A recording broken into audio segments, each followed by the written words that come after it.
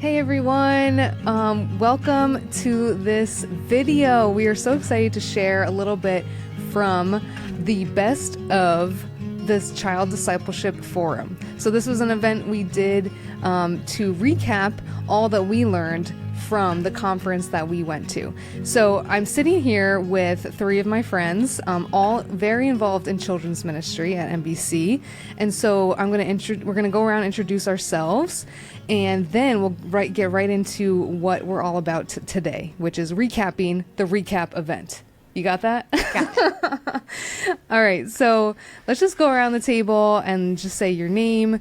Tell us about your family, how just like how old your kids are, to give us a feel of like what season of life you're in, and then how long you've been attending MBC and serving in MBC Kids ministry. So, Christina, you want to go first? Yeah. Hi, I'm Christina Berquist. I'm not exactly sure how long we've been coming to MBC regularly, but probably about 6 or so years. That sounds right. I've been serving on the children's ministry for about 4 or 5 years. I have 2 daughters. One of them is in 9th grade. She's 15, and my other daughter is 9. She's in 4th grade. Great. Thank you. All right. So my name is Rachel Rickershauser, and I'm married to James. I have Lily and Levi. Lily is 5 and Levi is 3. And we have been coming here for 7.5 years. And so we're grateful to be here at MBC. Hello, my name is Lenore, and I've been coming here for about 26 years. And I started serving in the children's ministry when my daughter was born, so that's around 23 years. Wow. Awesome. My daughter is 23. We have 2 boys as well. Gosh, it's a quiz now. One is 18 and one is 16. And my name is Barbara Smith, and I've been coming to Millington for about 20 years, and I've been involved in the kids ministry for probably about 19. Mm-hmm. And I have a 30-year-old son and a 27-year-old daughter. Awesome. Okay, thank you. So we just got a little picture of my friends around the table here. So yeah, let me just give a background about this conference that we went to before we really dive in. So we went to this conference in Nashville called the Child Discipleship Forum. So it's hosted by Awana.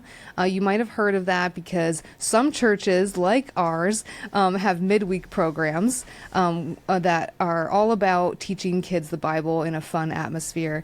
And so yes, we did just start that program in this past fall. But Awana does a lot more than just their midweek program. They have wonderful resources, and this conference is one of them. So we were so excited to go to this conference. It's all about discipling kids and raising kids to know Christ. So yes, here's a picture of us enjoying this conference out in Nashville. We're so blessed that the church sent us out there to go. So basically, there were so many speakers. It's so hard, right? It was so hard to choose which ones to actually show at our recap event. But we finally did narrow it down to 4 of the speakers. So today, what we want to do is talk about 4 of the sessions that really stood out to us. And we're going to just share our key takeaways from each session. But first, I just want to share 3 themes that we found across the board. So this was across the whole event. It was a 2-day event, probably 8 or 9 speakers total, right? Off the top of my head. And so basically what we noticed was that this conference talked over and over again about relationships, being intentional, and how child discipleship involves both the church and the home. Okay, so those 3 themes just really stood out to us, and the fact that no speaker, all the speakers mentioned one of those things. So just as we talk, just notice when we talk about that, because we're going to talk about that a lot, and then at the end we'll kind of wrap it up. And then one thing also from Matt Markin's talk, we didn't choose his because it just really went a little detailed for like leadership wise, but we wanted to mention that Matt Markins, he's the CEO and president of Awana. He really talked about how they've done research about this stalemate. So what they were saying is that parents and children's ministry leaders are kind of like pointing at each other and saying, oh, it's your job to do children's discipleship. No, it's your job to do it at home. No, it's your job to do it at church. So his point was like, instead of pointing the finger at each other, can we work together to do this? So I think that's what we got really passionate about, after this conference.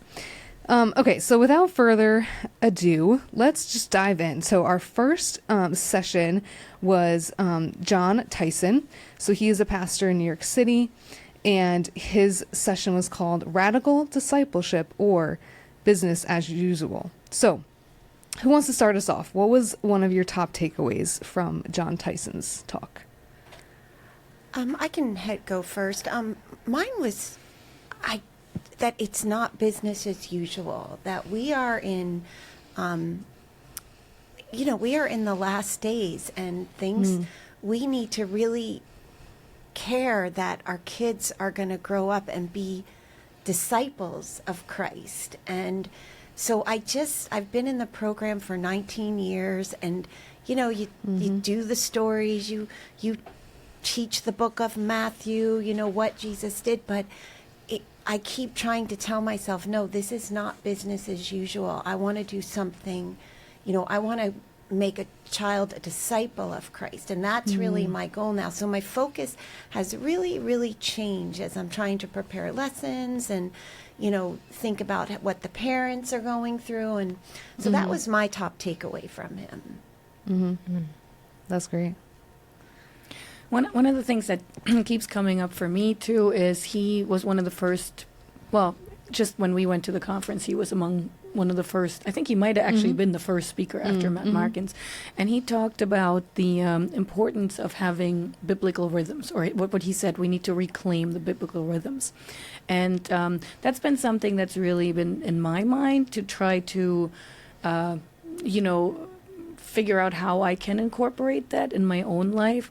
And, he just had this incredible story about how his ministry started, which was it was just really inspiring. He came from Australia, and in Australia he had this vision that he wanted to be in New York. He had no idea, or in America, right? And he had no idea where this vision came from. And then eventually he found himself years later in America, in New York, running this church, and he found out by chance that was one of his visions earlier on when he was younger, and so it was very very gripping, to hear the story. And he spoke a lot about how we need to just give our kids something to hold on to. That he said the prayers that he feels that the prayers that children pray when they're young, that are truly in their hearts, are incredibly powerful.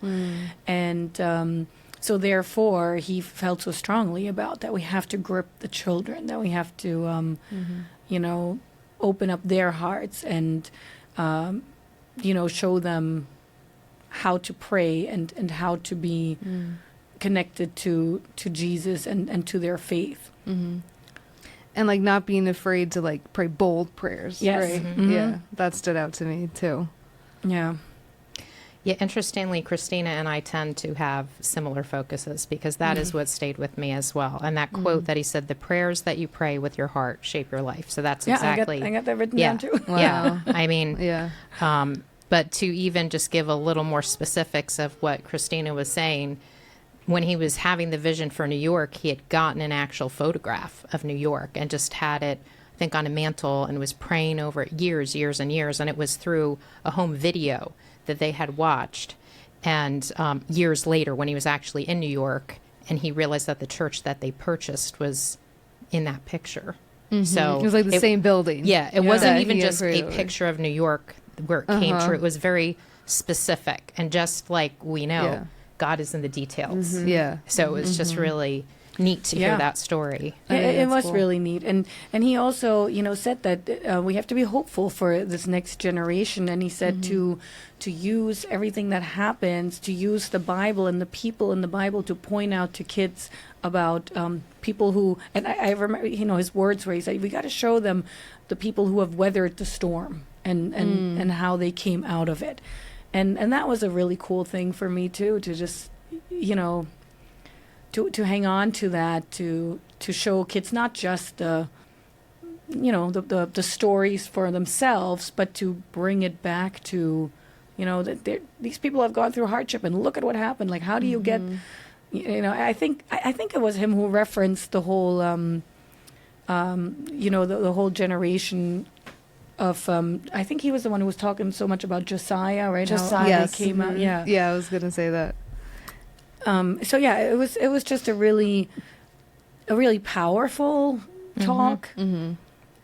Yeah, I'll just mention the Josiah thing because I think it's he just brought that story to life for me. Like how King Josiah brought revival, and like sometimes, maybe we're afraid to use that word but like, no, he did. He tore down like all the idols and he found God's word. Like God's word was missing and like he found the word of God.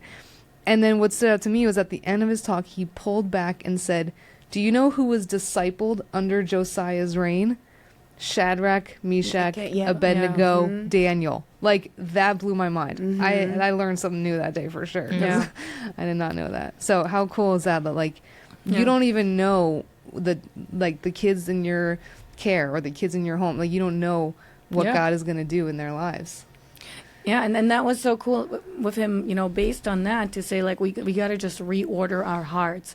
And he said something else that really stuck with me as a parent. He said, most people care more about where their kids go to college than where they're going to spend the rest of their eternal life. Or, what sports they're going to play and how to manage that time, as opposed to how do we disciple them? And, that really, that was a very sobering thought for me to just put that in perspective. And and it really has, I've really held on to this for a while now. It keeps coming up in my head, especially, in consideration of how can I reclaim biblical rhythms? Because in my life, that's what it comes down to. I find myself going from one place to the next, and I don't have like a set carved out time for certain things, just how I would keep, a schedule for whatever it is, sports or other extracurricular activities. And that's, that comes up in other talks as well, that the importance of those biblical rhythms. And more I'm really finding the, just the importance of it and the gravity of that statement. But I was just thinking, like, when you think about it, revival is the exact opposite of business as usual. Yeah. So it's, like, are we just going to keep doing the same old, or are we going to just keep trying something different? Wow. To just really open up and just leading our kids to be disciples. I don't think I ever had that mentality before. I just was thinking, we're just going to teach them the lesson. Go with the program. Yeah. Right. Yeah. So digging into that biblical rhythm, like, what is that? And what can that look like in the church, in the home? What are some of those biblical rhythms that he's talking about? Like, open question to anyone.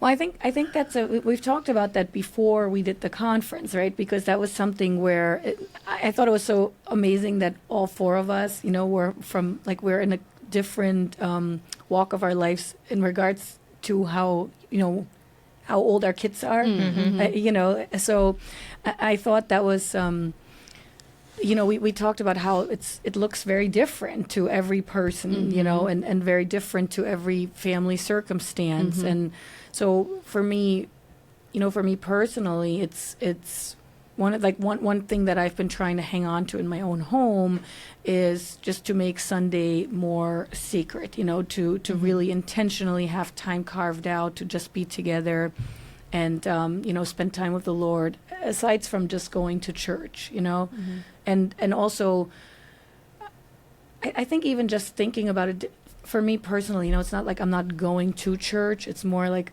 I'm spending time with the Lord. I'm giving my children a chance to be, to grow closer to Jesus.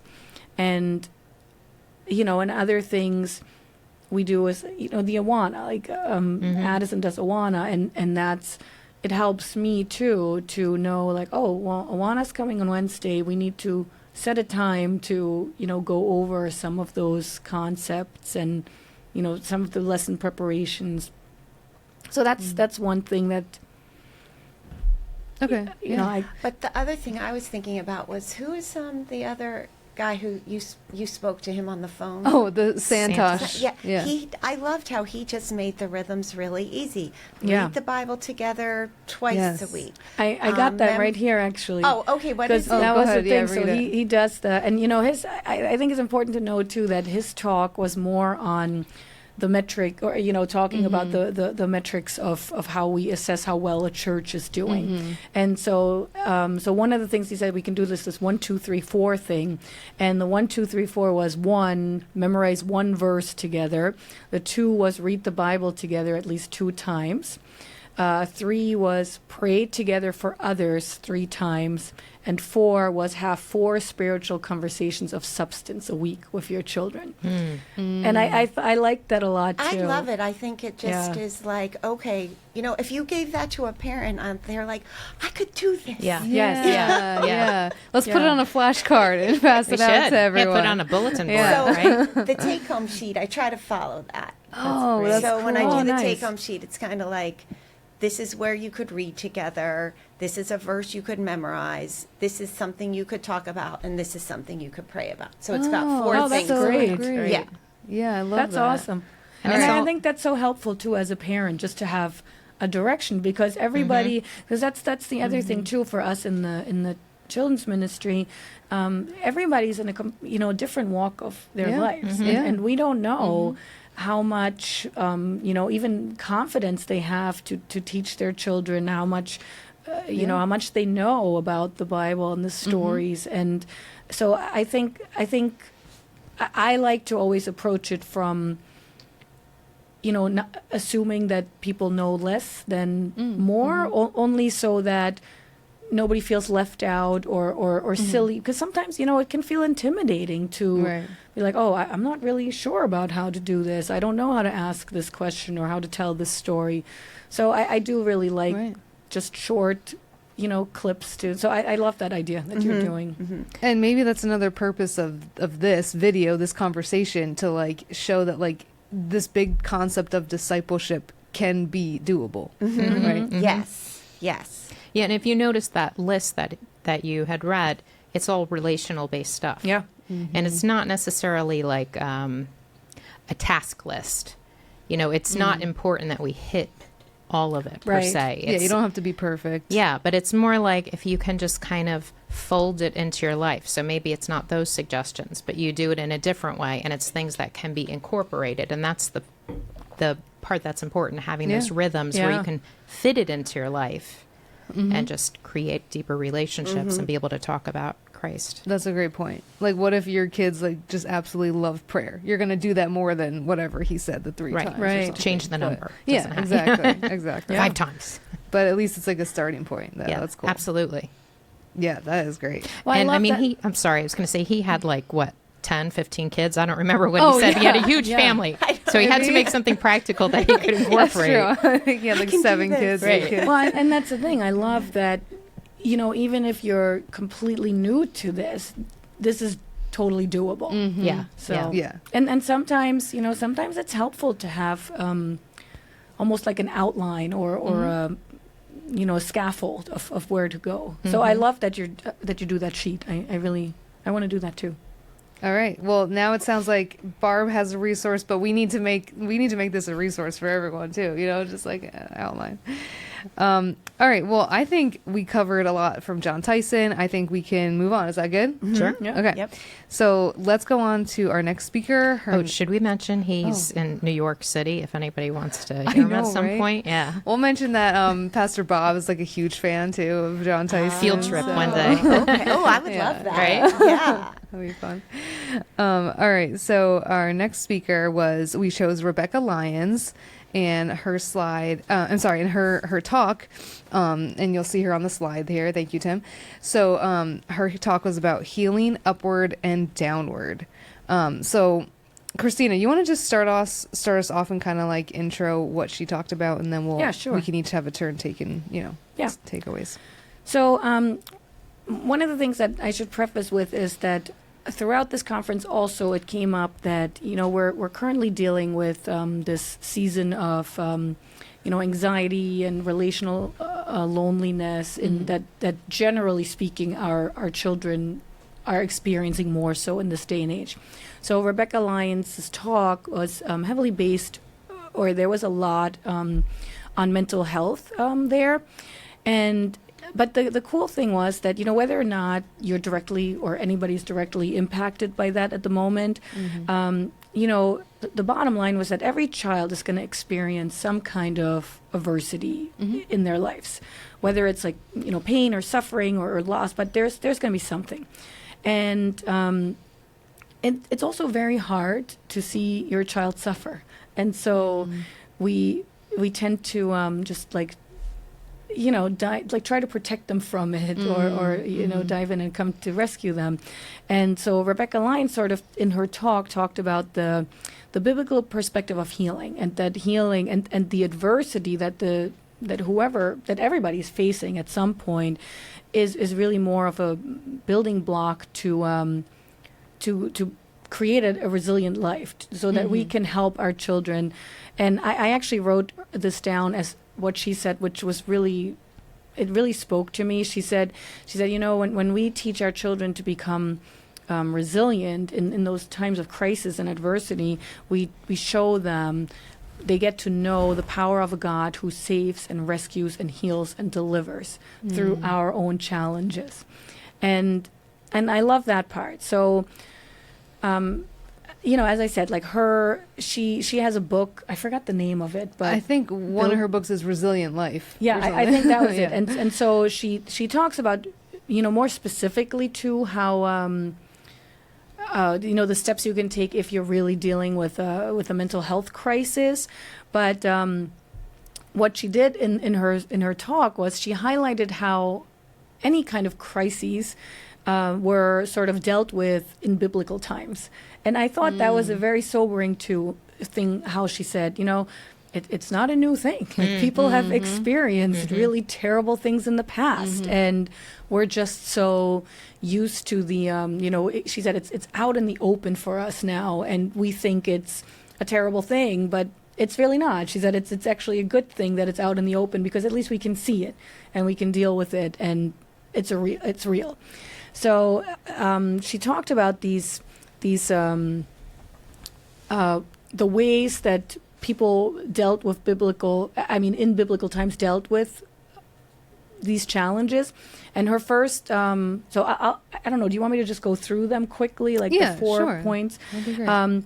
So yeah, the first thing she said is that people were tethered to a clan, and that really stood to me too, that it was very important. So, people were so close together because there was no other possibility Right. to be, because the houses were much smaller, and people walked everywhere, and you just couldn't get away. Yeah. And even I think of that for young kids or teenagers that nowadays often experience anxiety and that relational loneliness. And back then it wasn't an option to like hide out in your room and not be able to talk to anybody for hours and days, because you were always with people. Yeah, and I feel like mistakenly kids feel like they are actually physically alone. Yeah. But they feel like they're with people because they're online. And yeah. it does not satisfy you the same. It's not the Yeah. same connection. And I just think we need to be concerned about that, like being with people like this community right here. Yeah. This is In enjoyable. person. Yes, Yeah. in person Okay. is really important. Yeah. Yeah. And so that was the first thing, like just being tethered to a tribe. Okay. Then the other thing was the regulating rhythms, which, as I said, this keeps coming up throughout all the talks, and how important it is just to have these routines built in, because we do feel like sometimes our life's kind of chaotic, at least for me. Yeah. It's like you run from one thing to the next, Yeah. but having those built-in rhythms are what's really important to reset our brain. And But she also Can we just stop for a second? Like, wasn't that more physical things, like even tapping and just deep breathing? Yeah. Like, it's not just rhythms of your day, like I'm hitting this schedule and, these Right. items, but the actual physical to kind of just recalibrate And your like body. walking. Yeah, so- Walking, so- walking. really, Yeah, so that was Fan. exactly it. She talked Yeah. about how you have to, because I think she called it, you have to actually physically practice your faith. That was the next part of okay. it, Yeah. because I remember she was saying, she's like, Jesus, when he said to his disciples, come and follow me, he didn't mean, someday, like, think about it. She's like, he literally meant get up, walk, and follow me. Yeah. Yeah. And so from that, yeah, she talked about those things, like what we were saying, walking. And she said that after about 30 minutes of walking, your gait mimics about it goes to about 60 to 80 beats per minute, which mimics a mother's heartbeat in the womb. Right. And that's why it's so restorative for the brain to just do this.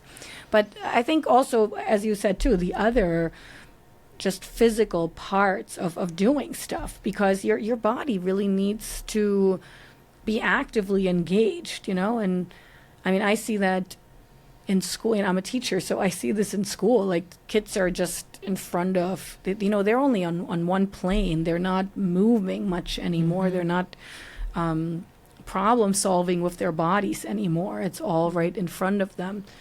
And, that does create a lot of anxiety and sensory dysregulation. Overload. Yeah. Yeah. And so then the other thing she talked about was through belief, meaning the belief that we need to instill in our kids that gets passed down generationally, and those are the parts where, talk about scripture at home. And she said that, and then the last thing that they did during biblical times was medicinal herbs when necessary. And the reason she said that is because we're, in our days now, we tend to do things upside down. She said we first run to medication, and then we talk about belief maybe, but in the sense of, do what makes you happy, follow your heart, not truly like a tethered belief in, Jesus Christ as our Lord and Savior. And, and then the regulating rhythms maybe come in, nowadays, and tethered to a tribe, I guess nowadays that's not, in many cases, that's not possible. So I think she had called her talk something like healing upside down. right? Upward and downward. Yeah. So yeah, that was really the main, that was like sort of the outline of her. Thanks That's for great. like covering that. I'll just piggyback off of that really quick and just say, like, towards the end with like having your belief. One thing I had written down, and I think we all stood out, was like every generation has to make their faith their own, and like she just. Oh, I stole it. I stole it from you. That's Sorry. right. Yeah, and like just how. Well, Lenore, you go ahead. Well, I was just going to say, I mean, honestly, for me, when I came to Christ, I remember talking to my youth pastor about it. And, the question was, are you 100% sure that you're going to go to heaven? And at the time, I thought, well, probably like 98, 99, but it wasn't 100%. So I thought, no. So I went and spoke to him. And as we walked through it, I was like, well, my parents go to church all the time. My siblings, they all have a strong faith and blah, blah, blah. So I'm like, good. I'm good because I go to church regularly. He's like, yeah, but have you made the commitment to Christ? Have you done that? I'm like, no. So right then and there I did. But that's what it needs to be. It's not, I do this and with other people. And since the momentum is there, you don't get your salvation through the momentum of everybody's commitment to Christ. You have to make that commitment for yourself. So I Right. really liked when she brought that up, because it is important, and it's easy to kind of somehow overlook. Yeah. You know, She also focused a lot on with her own children, how it was how it is so important that we tell them the truth and the whole truth, that there is no topics that should be off limits. and nothing but the ugly truth. Right, and Yeah. that's what she said too. She said, tell the truth. Actually, I remember she was talking about how her children asked her about her relationships before she was married, and Can't wait for that one, right? That's what Yeah, she was saying. And but she also said, she said, but talking about this made her daughter be like, I don't want to end up like mom. So I thought that was great too. And I think, weren't we talking about this, that some of you guys said that certain topics were not okay in your house, like when you were growing up? I was talking to somebody about when that. I was and- growing up, we didn't talk. Yeah. My parents weren't going to talk to us about everything. Yeah. Right. Yeah. Yeah, and so that was her part to talk with your kids and have these authentic talks, these times just to really connect and Well, because it goes back to, like, if you don't talk about it at your home, where are they going to talk about this with?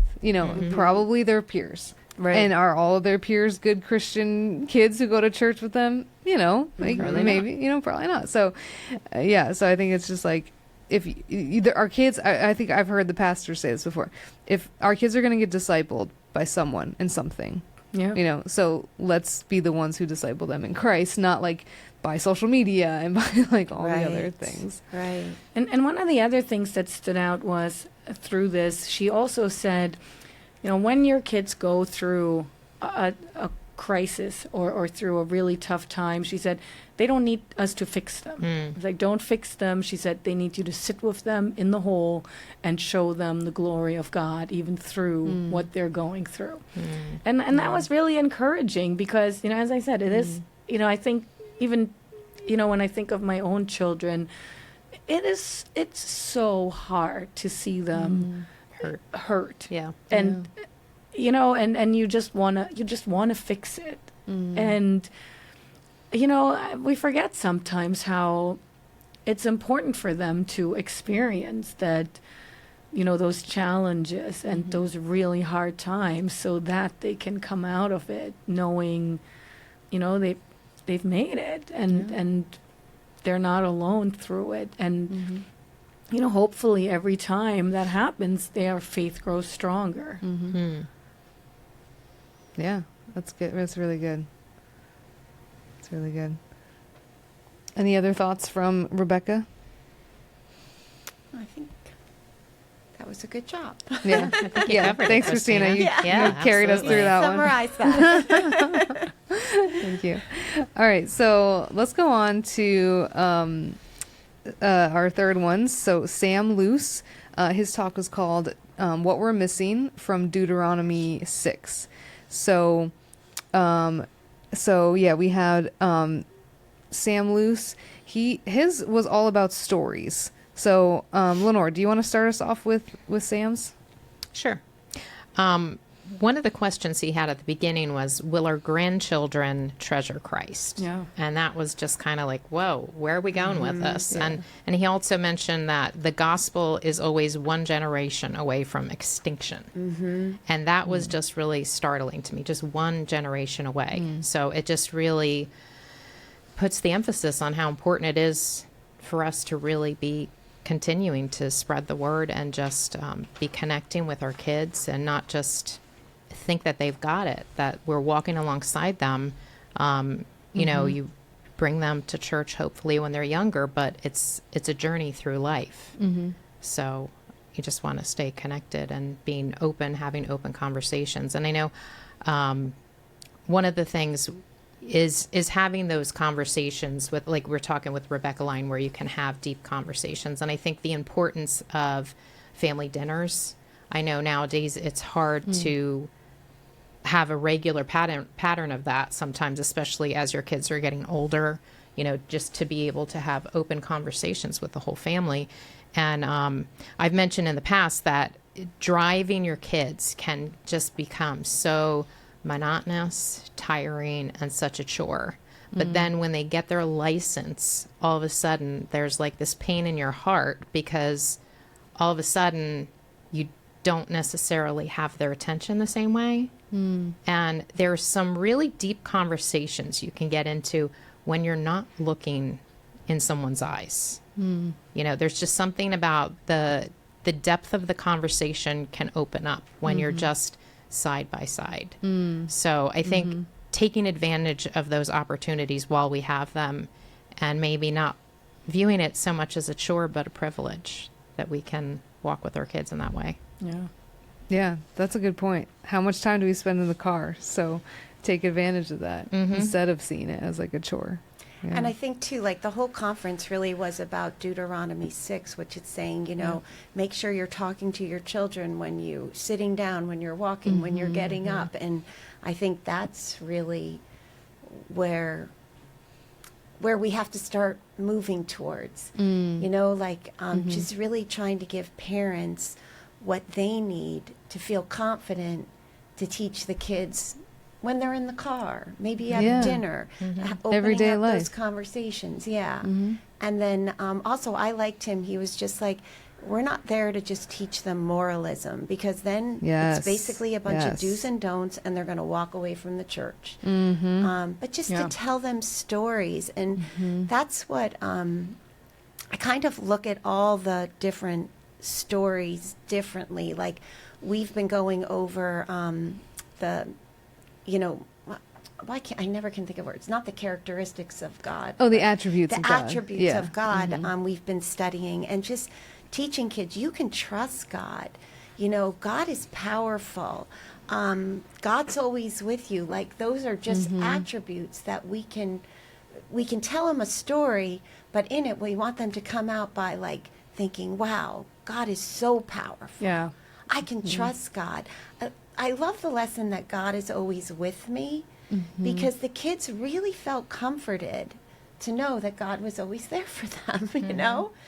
So I kind of really liked what he was saying. Like, let's change our focus on how we teach the kids. So that's what my main takeaway from him was. Yeah. It really stuck with me too. I actually, he's been, you know, not during the conference so much, but since the conference, it's been really in my head, the whole tell your kids a story. Because when I first, you know, he talked about, he's like, you know, teach them the 10 Commandments and teach them the Apostles' Creed, so that when you teach them, eventually they'll say, why do we need to do this? So, and that's your window. When your kids ask why are we different from other people? That's when you jump in and tell them a story. And he said, and you tell them the beautiful story of God's redemptive power in your life. How, you know, how you can take it from the Bible and just like that, it's applicable to your life. And that was something I really, at first, I thought, man, I don't know that I would be able to tell my kids a story on this. You know, and you know, as we were doing the Sunday lessons, when the attributes, funny because I was going through that too, and I went back and I was like, you know, I gotta reread like the 10 Commandments and what came before that, and so based on, you know, Sam Luce's talk, I was like, wow, my mind was blown. It was like, you know, it's almost like it reminded me of this whole, you know, like you can see, but you don't necessarily see, you know, like this. So, and I was like, oh my gosh, like this is big, you know. And I was like really excited about it, and I was talking to my kids about it, and I was like, do you guys know the 10 Commandments? Like, can you?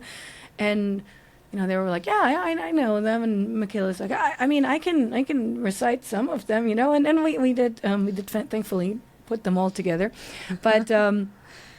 But it gave me this perspective on, this is really important, you know, to have this element of why are we doing this? Because that's what it comes to, right? Yes. Like why are we doing this? Kids need to know the why, right? They don't want to just blindly follow these rules. And it really, I've been finding, so since then I've been finding so I started looking at my life a little bit different, just from, I was thinking, you know, when we look at the Bible and we read these stories, they don't tell us all the details. Sometimes they're just very small pieces, and it's kind of up to us to fill in the rest, like the details but then I thought, the details really aren't important. So when I think of myself, it's like, it doesn't really matter. Like, nobody asks me what grade I got on my math test in 8th grade.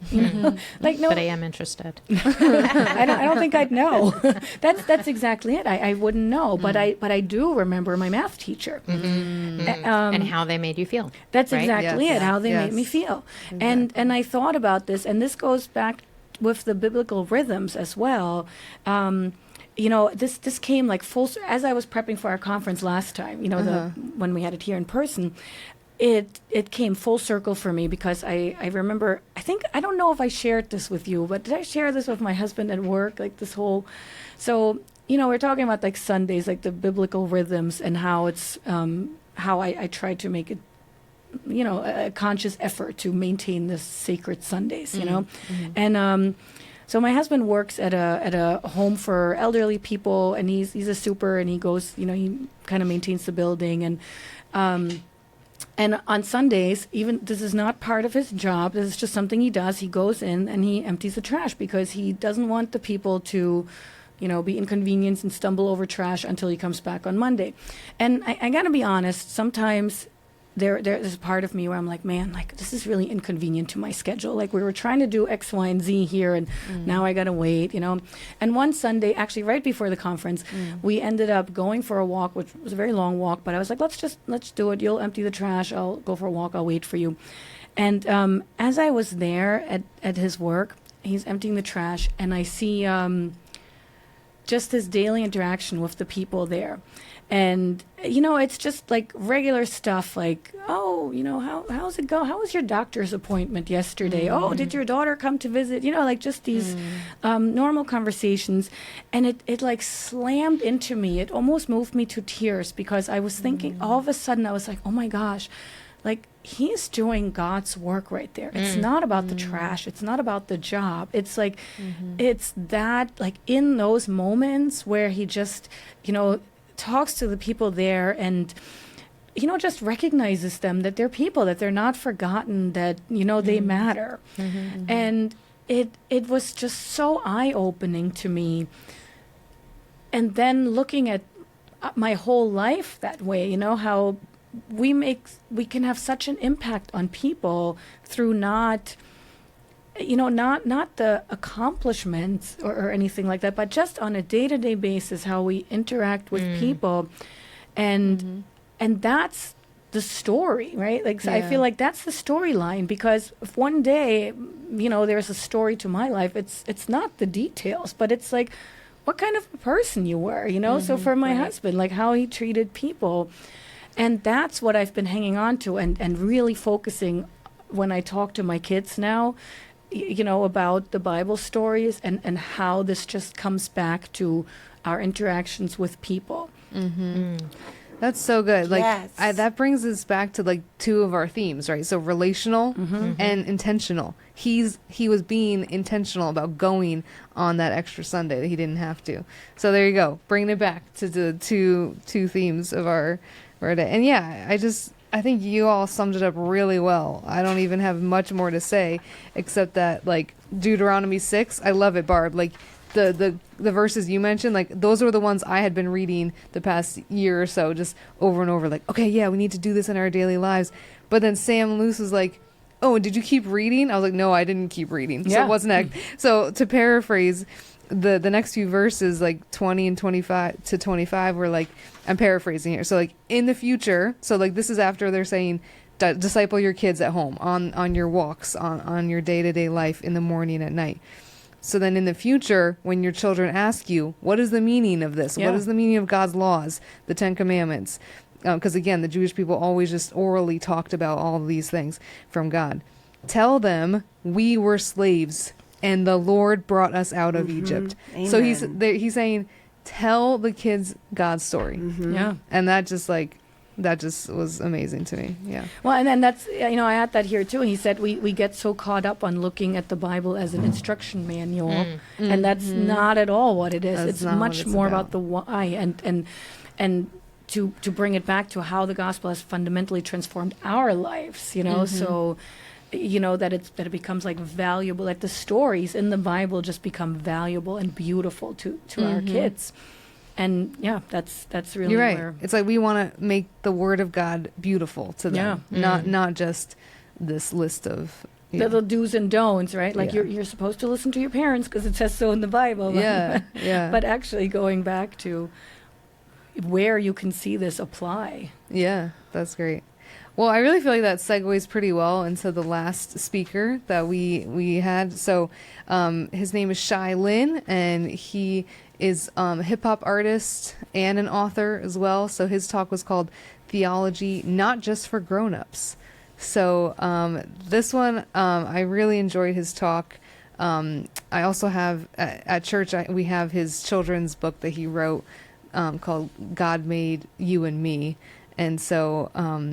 yeah, anyway, so key takeaways from his talk.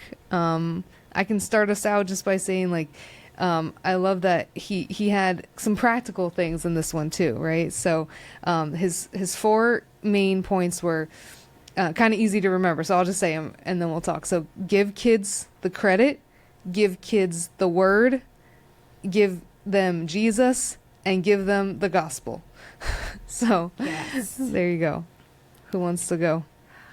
You know, it's so funny because after we had the conference, and he speaks about the lesson of Daniel, and it was on how Daniel only ate vegetables, you know. In fact, a lot of them talked about Daniel, which was so They funny. love to talk about Yeah. Daniel. Yeah. And so... We're going to see Daniel, too, for the women's Oh, retreat. the show. Oh, you're not going to Yeah. be there, sorry. Oh, me either.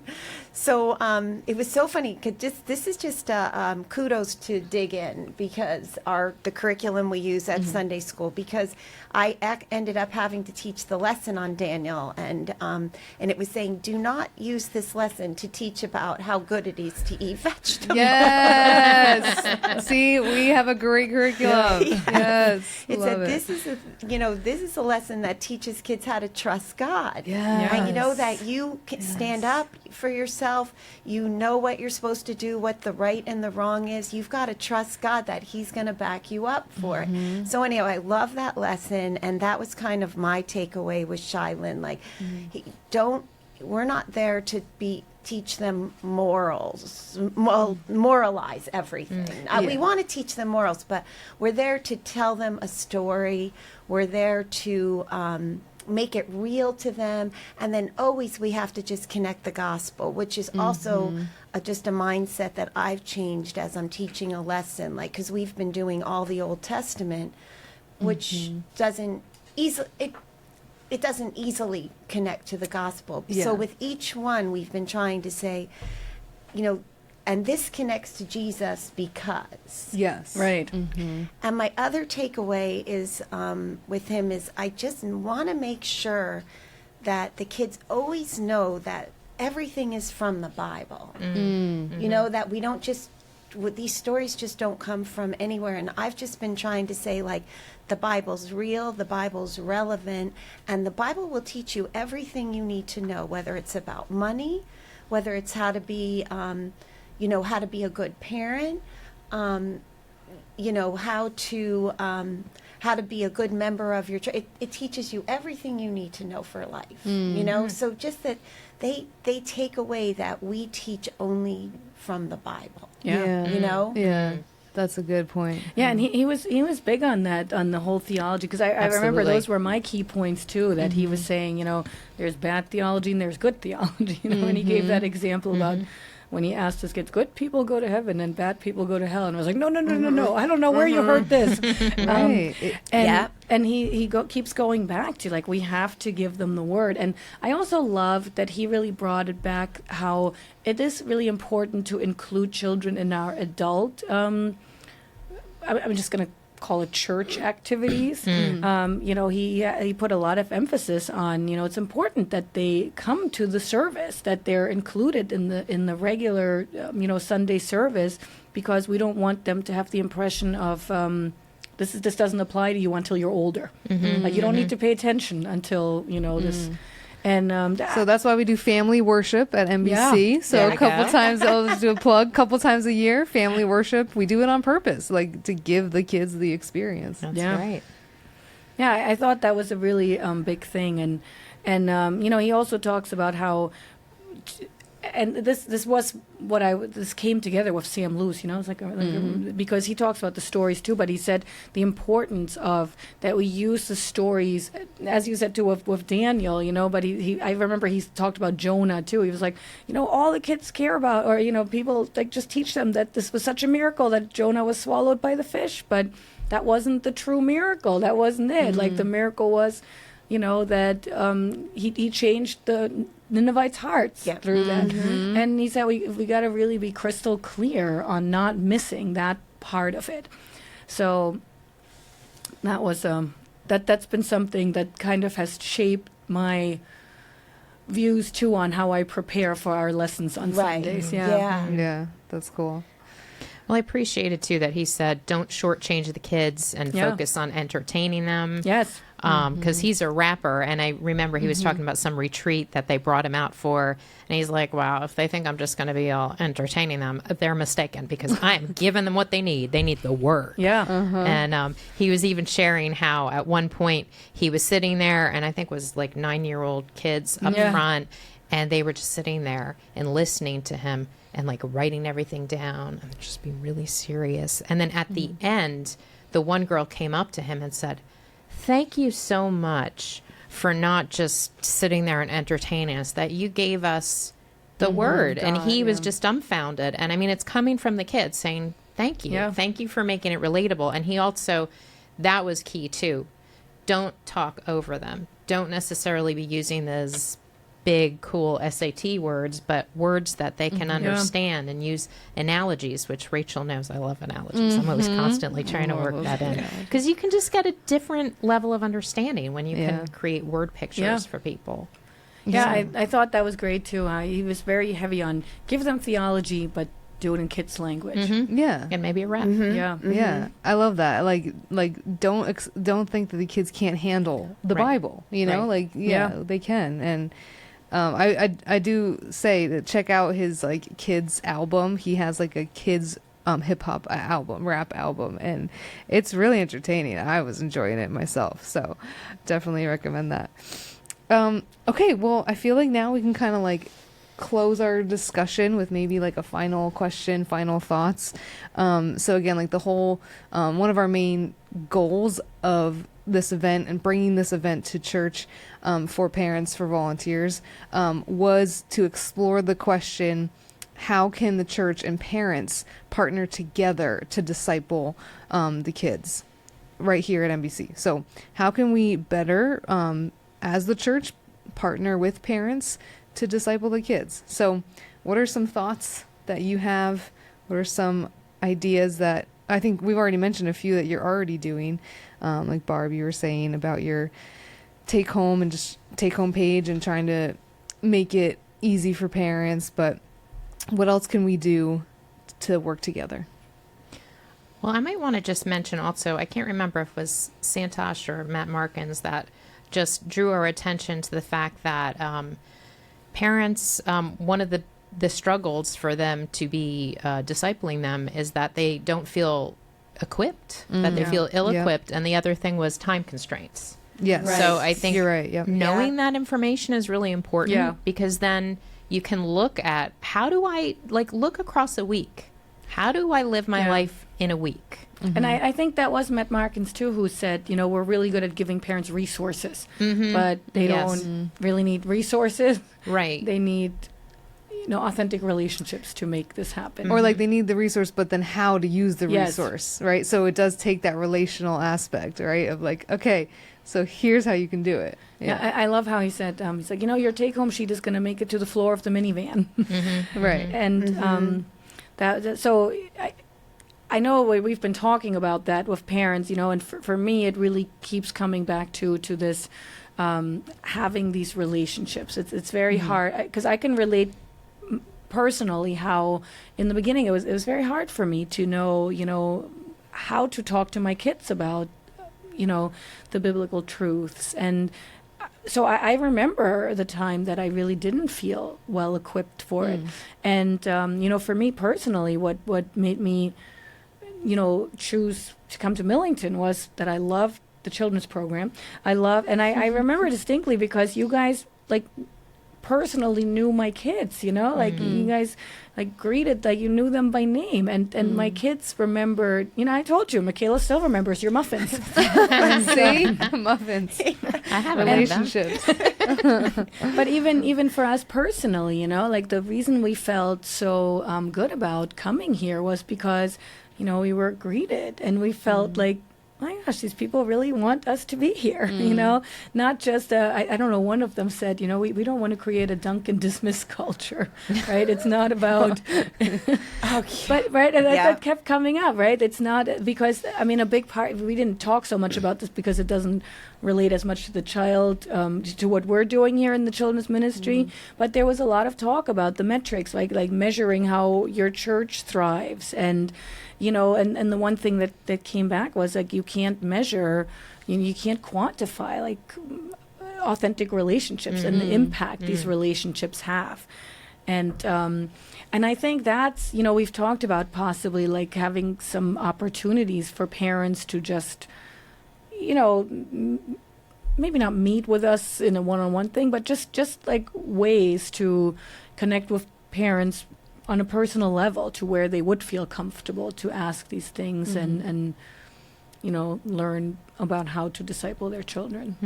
And I guess, too, it's just really identifying the issue. At least at this point, I feel like we've identified, okay, we've got to partner with parents because that's how we're going to create child disciples. So I'm just to any parent out there, I'm so open to hearing from you and, how you would, what resources do you need? What can we do for you that helps take what we're doing on Sunday morning and then bring it into the home so that you can continue kind of what we're doing? Because that's really where the child disciples going to be formed, is in that home. So, we're trying to think differently and teach differently, but now we want to partner with the parents. So whatever we can do, we are open. And that was, I have to tell you, that was one of my favorite parts about when we did the conference here, to be part of the table talk and hear from parents and, getting the feedback afterwards of, because, you never know where people are. We can't assume and also not everything works for everybody the same. Right. Yes, yeah.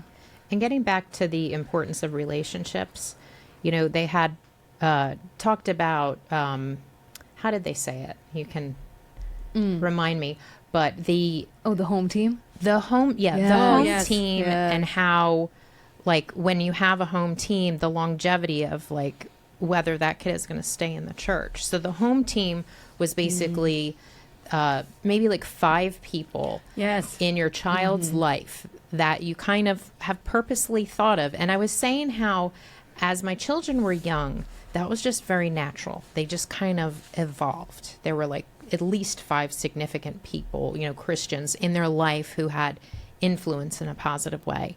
But I have come to be, when they brought that up and I thought about it, I'm like, it's something that as your child is aging that you need to be really purposeful for, because that also changes. As your child grows, so does the focus. So I've kind of thought about that. And, even one of my boys have helped with Awana, and I had that in my mind that I thought, I want to get them in there because there's a whole bunch of different people from generations and can have more of an influence on my kids because they're with different people now. And you just want to make sure that they still have a lot of good people in their life, but I can't say it's purposeful.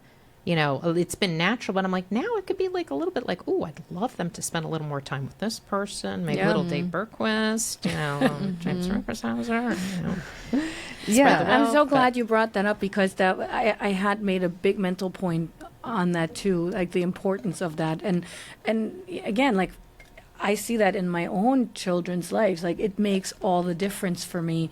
And, I was we're just very blessed to have such great people in our lives. But, with my older daughter, I don't have as many, heart-to-heart conversations because, she's too cool for that. And she tells me, don't talk like that. Like you're talking like a therapist.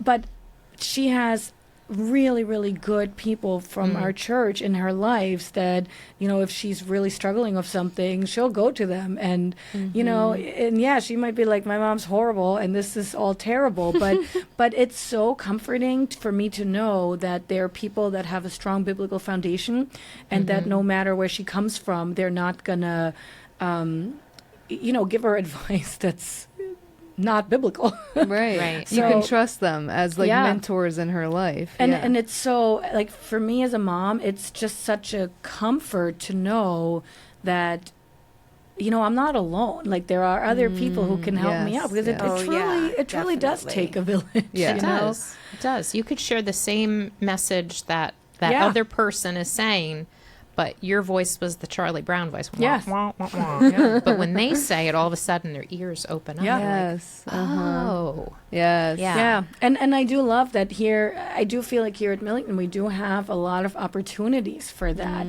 between, I mean, you said the child, the Sunday school and Awana and then the youth group and the small groups. I mean, there's so many great places where, they really get to see authentic relationships with people.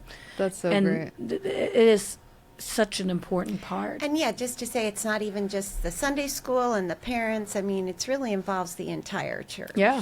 We are all, and like you say, it's not a matter of if our children are believers. We have to start worrying, are our grandchildren going to be believers?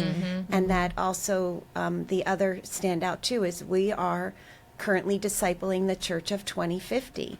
So those kids we're teaching right now are going to be like our church leaders. Right. Yeah. Huge. Yeah. Just huge responsibility. I remember, Barb, you loved that. So I remember I did the math. It was like, if your child or someone in your ministry is 10 years old, in 2050, they're going to be 36. Wow. They're going to, They're close be to my on age. the elder board. I can name some of them already.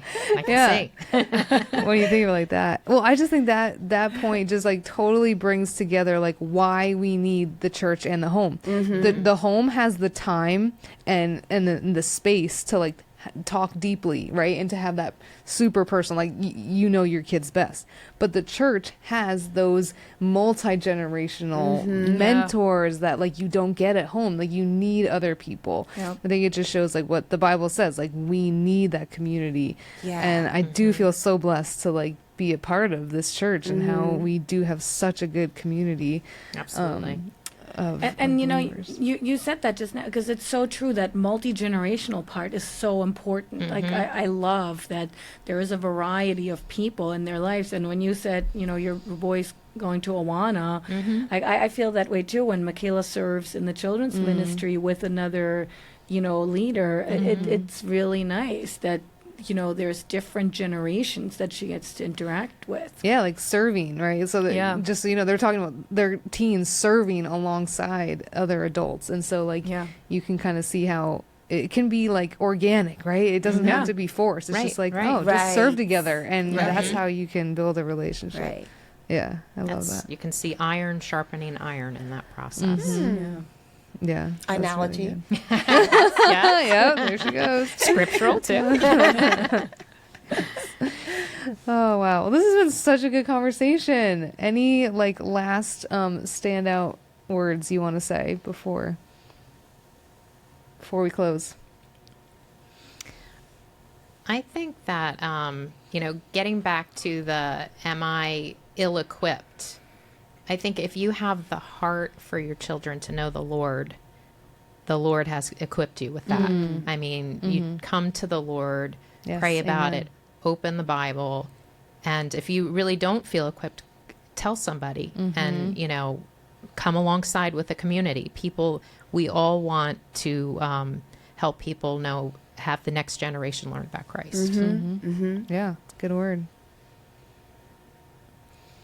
I just wrote down also like start small, like Lenore, Yes. you were just Yes. saying, just open the Bible but also be intentional. You know, intentional, just, you know, kind of close with that in a way, like at church, like we're being intentional with how we teach our lessons. At home, be intentional about your spiritual conversations, right? Because sometimes, you know, they won't come up unless you know, your kid might ask a question, but keep on digging into that with them. And so it does take intentionality.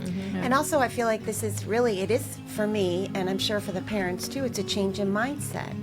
Like we are just, you know, we have to just start thinking in a more radical way. You know, we're not gonna, we don't just want to keep doing business as usual. Yeah. You know, we, so yeah, like let's just start changing the mindset, because that's what we're doing, slowly Yes. but surely. Yeah, that's great.